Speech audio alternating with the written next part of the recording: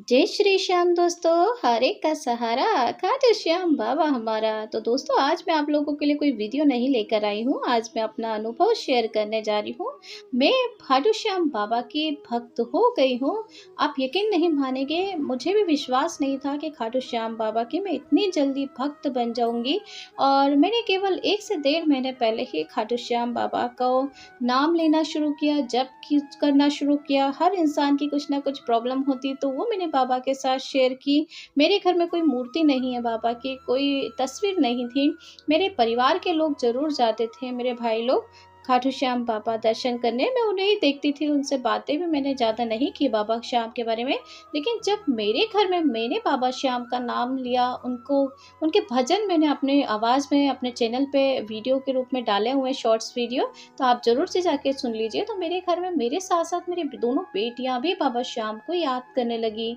और यकीन मानिए, बाबा श्याम को हमने मुश्किल से 15 से 1 महीने का टाइम होगा कि इतना ही हमने याद किया, और बाबा श्याम ने हमें 1 महीने के अंदर बुला लिया।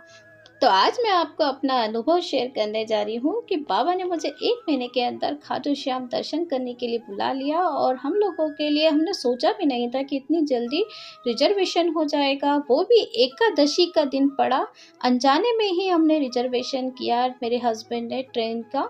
और 8 फरवरी को रिजर्वेशन करने के बाद हम लोग निकल गए गुड़गांव रेलवे, पुराना जो रेलवे स्टेशन है वहीं से। सुबह मॉर्निंग का टाइम है, 4:30 बज रही है। और 4:30 बजने के बाद हम लोग अपने घर से निकल गए थे। और देखिए, यहाँ पर हम रेलवे स्टेशन पहुँच चुके हैं। ट्रेन अभी आने में टाइम था। एक्चुअली अभी जो ट्रेन थी वो हमारी लेट हो गई है, तो 4:45 बजे हमारी ट्रेन जो है हमें मिली। और वहाँ से हम ट्रेन से चले, और 10:30 बजे मॉर्निंग में ही हम रिंगस रेलवे स्टेशन पहुंच गए। रिंगस पे हमने ट्रेन छोड़ा। उसके बाद हम वॉकिंग करते हुए, मुश्किल से 10 से 15 मिनट लगा होगा, हम बाहर की तरफ आ गए रिंगस स्टेशन से। वहीं पर नाश्ते की काफ़ी सारी सुविधाएं थी स्टेशन के बाहर ही। और बहुत सारी खाटू श्याम जाने के लिए जीप, ऑटो रिक्शा, इस तरीके से ओपन जीप, बस चल रही थी बहुत ही मिनिमम किराए के साथ। यहाँ से आप अगर रिंगस तक पहुँच जाते हैं स्टेशन से, किसी भी स्टेशन से आप आ रहे हैं, तो आप रिंगस तक पहुँचते हैं, तो उसके बाद इस तरीके से ओपन जीप, ऑटो या बस पकड़कर आप मुश्किल से 60 से 70-80 रुपये लगता है। और कई बार तो 50 रुपये में ही ये ऑटो वाले खाटू श्याम तक छोड़ देते हैं। तो बहुत ही आराम से, बहुत ही कम चार्ज में हमने यहाँ से ऑटो रिक्शा पकड़ा और हम निकल गए खाटू के लिए। और खाटू पहुँचते-पहुँचते रास्ते में देखिए, हम लोगों ने देखा कि काफ़ी सारी शॉप थी जहाँ से लोग नंगे पैर अपना निशान लेकर बाबा के दरबार में जा रहे थे। कई लोग ऑटो रिक्शा से जा रहे थे, कोई लोग पैदल जा रहे थे। और मुश्किल से हमें मतलब पौन घंटा लगा था, और हम रिंगस से खाटू श्याम दरबार पहुँच गए।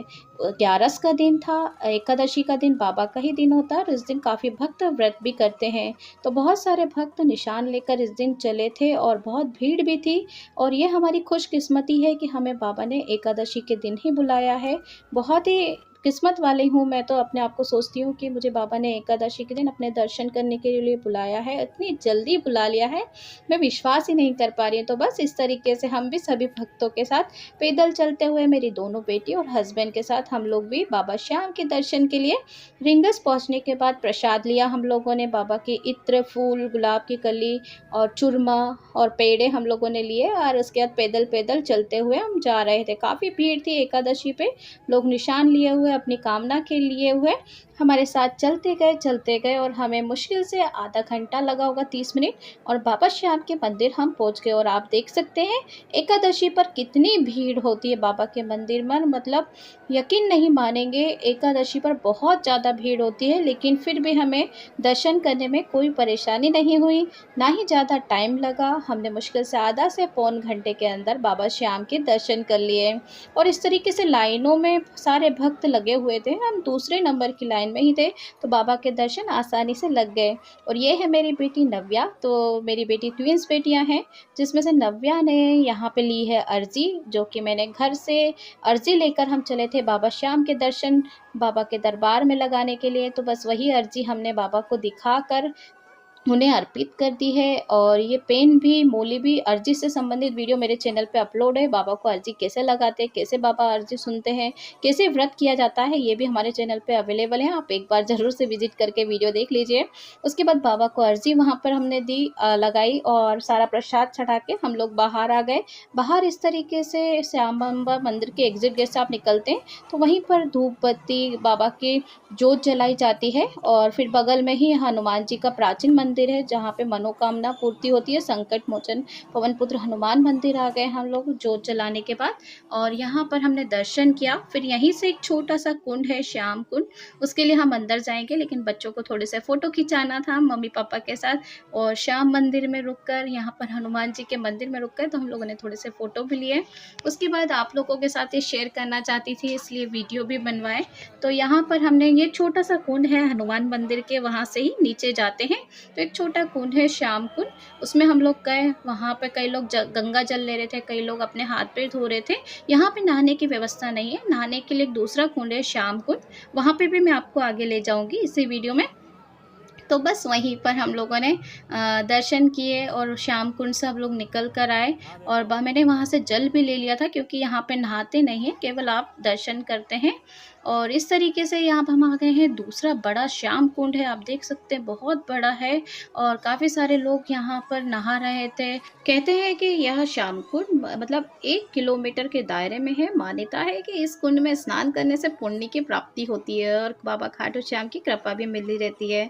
अगर इस कुंड में जो भी स्नान करता है, ऐसा बोलते हैं और शास्त्रों में भी उल्लेखित है, तो उसके सारे पापों से मुक्ति भी मिल जाती है। श्याम कुंड में स्नान करने से निसंतान दंपति को संतान की प्राप्ति हुई होती है। और इस कुंड का सीधा संबंध कलयुग के देवता यानी हारे के सहारे बाबा श्याम से भी है। तो इस स्थान पर श्याम बाबा का शीश प्रकट हुआ था, इसलिए यह स्थान मंदिर जितना ही पवित्र है। इस जगह पर ही बाबा श्याम ने कृष्ण जी की मांग पर अपना शीश दान कर दिया था। इसकी वजह से ही वह शीश के दानी कहलाए थे। तो इस तरीके से बाबा श्याम का सिर अवतरित हुआ था। और ये श्याम कुंड में नहाने का बहुत ही ज़्यादा खास महत्व है।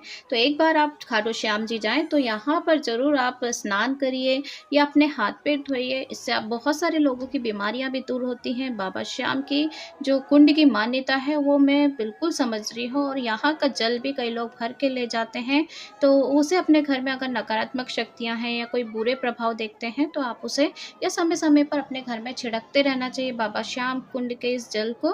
तो बहुत ही शुद्ध जल होता है। इस तरीके से हमने श्याम कुंड में स्नान किया, मतलब थोड़ा अपने ऊपर पानी छिड़का और वहाँ से चले तो बाहर सब लोग अपनी कामनाएं पूर्ति करने के लिए छोटे छोटे मकान बना रहे थे। तो इस तरीके से नित्यानव्या ने भी सोचा कि हम भी अपने लिए घर बनाएं, तो मैंने उनकी मदद की और नित्यानव्या ने वहाँ पर अपने हाउस बनाया छोटा सा। बच्चों की इच्छा बाबा श्याम जरूर जल्दी से सुन लेते हैं। होप सो मेरी नित्यानव्या की भी इच्छा सुन ले। और इसी तरीके से हर वीडियो देखने वाले सारे भक्तों की भी बाबा श्याम जल्दी से जल्दी उन्हें अपने दरबार में बुलाएं, उनकी कामना पूर्ति करें, यही विनती करती हूँ मैं। और अगर आप वीडियो हमारा देख रहे हैं तो कमेंट बॉक्स में जय श्री श्याम जरूर लिख दीजिए। अगर आप भी खाटू श्याम गए हैं या जाने का सोच रहे हैं, कुछ आप लोग जानना चाहते हैं, तो कमेंट करके मुझसे पूछ सकते हैं।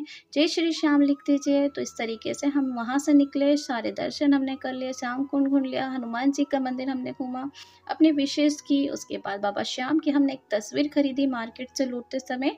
फिर बच्चों को भूख लग गई थी तो खाटू श्याम मंदिर के बगल में ही, मतलब ऐसे रास्ते में चलते चलते ही काफ़ी सारे रेस्टोरेंट हैं, होटलें बनी हुई है, तो वहाँ पे बच्चों को खाना खिलाया। शाम को बज गया था 4, साढ़े 4 और 6:30 बजे हमारी ट्रेन भी थी रिटर्न की वापस गुड़गांव जाने के लिए। तो वहाँ पर हम लोगों ने खाना खाकर फिर चलना पैदल शुरू किया। तो मुश्किल से आधा पौन घंटे में हम मेन गेट बाबा श्याम के दरबार में आ गए।